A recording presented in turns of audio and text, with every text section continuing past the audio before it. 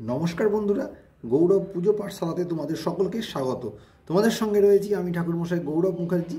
তো যেটা বলবো আগে সেটা বলার আগে অবশ্যই বলে রাখবো, এখনও পর্যন্ত যারা আমার চ্যানেলটিকে লাইক এবং সাবস্ক্রাইব করোনি তারা অবশ্যই চ্যানেলটিকে লাইক এবং সাবস্ক্রাইব করো।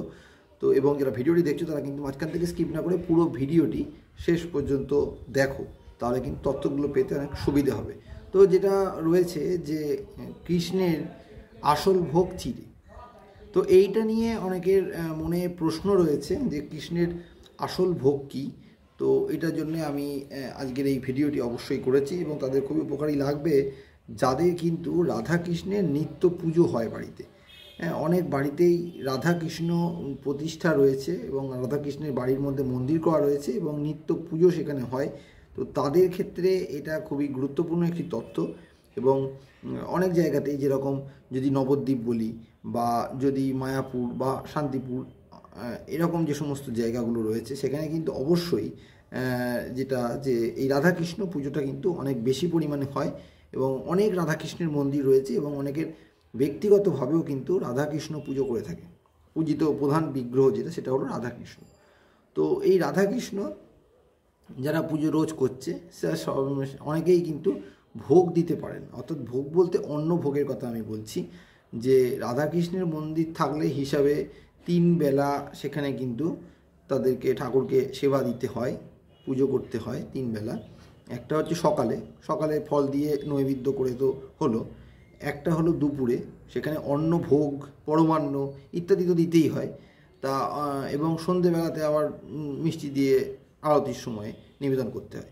তো এই 3 বার কিন্তু রাধাকৃষ্ণের যাদের আছে তাদেরকে করা উচিত, কিন্তু অনেকের পক্ষেই 3 বার করা সম্ভব হয় না। কারণ এই নিয়ম অনুযায়ী যদি দেখা যায় তাহলে রাধাকৃষ্ণের যারা মন্দির প্রতিষ্ঠা করেছে সেখানে যদি 3 বার তারা সেবা দেয় ঠাকুরকে, সেক্ষেত্রে কিন্তু রান্না যদি ভোগ যদি দেয় সেখানে কিন্তু অনেক খরচ সাপেক্ষ ব্যাপার। 12 মাসের ক্ষেত্রে যাদের নিত্য পুজো হয় রোজকার ব্যাপার, কোনো একটি নির্দিষ্ট কোনো অকেশন পারপাস নয়, অর্থাৎ ঝুলন বা দোল এরকম তো নয়, তাদের হচ্ছে নিত্য পুজো, পূজিত বিগ্রহ এবং নিত্য পুজো হচ্ছে, ফলে নিত্য সেবা দিতে গেলে তার একটা আলাদা খরচ এবং এটা বহন করা সবার পক্ষে সম্ভব নয়। কারণ এখানে ব্রাহ্মণ ছাড়া রান্না করতে পারবে না, ফলে ব্রাহ্মণই দরকার রয়েছে, প্লাস ভোগের একটা খরচ আছে, ফলে অনেকেই সেটা করতে পারে না। তাহলে সেক্ষেত্রে কি করা যেতে পারে? তো চিড়ে দেয়া যেতে পারে। অনেকেই এটা এটা নিয়ে প্রশ্নও করে যে রাধাকৃষ্ণের আসল ভোগ কী। তো রাধাকৃষ্ণের আসল ভোগ কিন্তু চিড়ে, অর্থাৎ যদি কেউ অন্য ভোগ দিতে না পারে তাহলে বদলে কিন্তু অবশ্যই চিড়ে দিতে পারবে। চিড়েটাও কিন্তু আসল ভোগ রাধাকৃষ্ণের ক্ষেত্রে এবং নিত্য পুজোর ক্ষেত্রে এটা কিন্তু খুবই একটি কার্যকরী ব্যাপার। অর্থাৎ দুপুরে তারা সেবা আলাদা করে যদি অন্ন দেওয়ার ক্ষমতা না থাকে, খরচ চালাতে না পারে, এদিকে তাদের মন্দির আছে, ব্যক্তিগতভাবেও হতে পারে, সেক্ষেত্রে কিন্তু অবশ্যই তারা চিড়ে দিয়ে দিতে পারে। এবারে যদি মন্দির হয় অনেক ক্ষেত্রে দেখা যায় যে যে ভোগের জোগাড় দেন যিনি, অর্থাৎ ব্রাহ্মণী, তিনি যদি কোনো কারণে অনুপস্থিত থাকেন সেই সময়ে চিড়ে দিয়ে ঠাকুরকে দেয়া হয়ে থাকে। অর্থাৎ দুপুরবেলায় চিড়ে যেগুলো দিতে হয় সেগুলো হলো চিড়ে, মুরগি, কলা, দই এবং মিষ্টি, এই দিয়ে ঠাকুরকে কিন্তু সেবা করাতে হয়, অর্থাৎ অন্নের পরিবর্তে। এবার মন্দিরের ক্ষেত্রে এটা দুপুরে হচ্ছে। এবারে কারুর যদি দুপুরে যেহেতু আলাদা করে নতুন করে হয়তো ঠাকুর প্রতিষ্ঠা করেছে কারণ বাড়ির ব্যক্তিগত, সেখানে তারা হয়তো 3 বার তাদের পক্ষে সম্ভব নয় অতটা খরচ বহন করা, সেক্ষেত্রে কিন্তু তারা 2 বার সকালে আর রাত্রি 2 বার পুজো করছে, এমনও হতে পারে। সেক্ষেত্রে সকালে যে নৈবেদ্য দিচ্ছে সেই নৈবেদ্যতে কিন্তু চিড়ে দিতে পারে, অর্থাৎ নৈবেদ্যতে রোজ ফল না দিয়ে সেখানে কিন্তু ফলের বদলে মাঝে মাঝে চিড়ে, কলা, দই, মুরগি এবং মিষ্টি, চিড়ে, কলা, দই, মুরগি, মিষ্টি, এই কটা জিনিস দিয়ে সকালে কিন্তু যে নৈবেদ্য ফলের তার বদলে এটাও কিন্তু দিতে পারে। আর যারা মন্দির যাদের ক্ষেত্রে রয়েছে, হ্যাঁ, দুপুরে ভোগ তারা দিতে পারছে না, তাদের 3 বার অনেক আগ থেকে চলে আসছে মানে রীতি প্রথা, তারা কিন্তু ভোগ চালাতে এখন হয়তো পারছে না, আগে হয়তো চালিয়েছে, এরকমও হতে পারে। সেসব ক্ষেত্রে কিন্তু অবশ্যই তারা ওই দুপুরে অন্নভোগের পরিবর্তে চিড়ে, মুরগি, দই, কলা, মিষ্টি দিয়ে ঠাকুরকে দেবে, সেটাই নিবেদন হবে।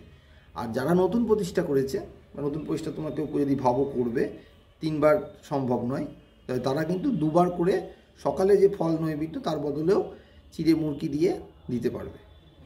অর্থাৎ চিড়েটাই হচ্ছে কিন্তু রাধাকৃষ্ণের আসল ভোগ।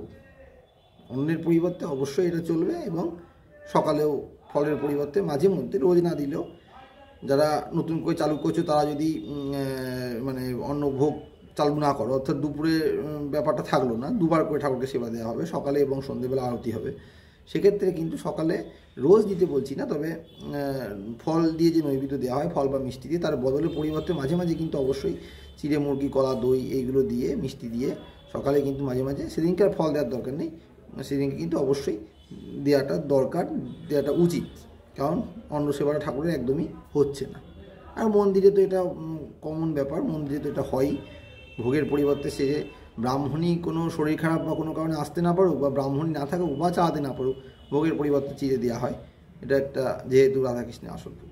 অবশ্যই ভিডিওটা তোমাদের কাজে লাগবে, যারা নিত্য পুজো প্রতিষ্ঠা নতুন করে করতে চাইছো, বা যাদের আগে থেকে আছে, হ্যাঁ, তারা দুপুরে অন্ন ভোগ দিতে পারবে না বা চালাতে পারছো না, হয়তো আগে থেকে আছে, তাদের ক্ষেত্রে অবশ্যই এই ভিডিওটা খুবই কার্যকরী।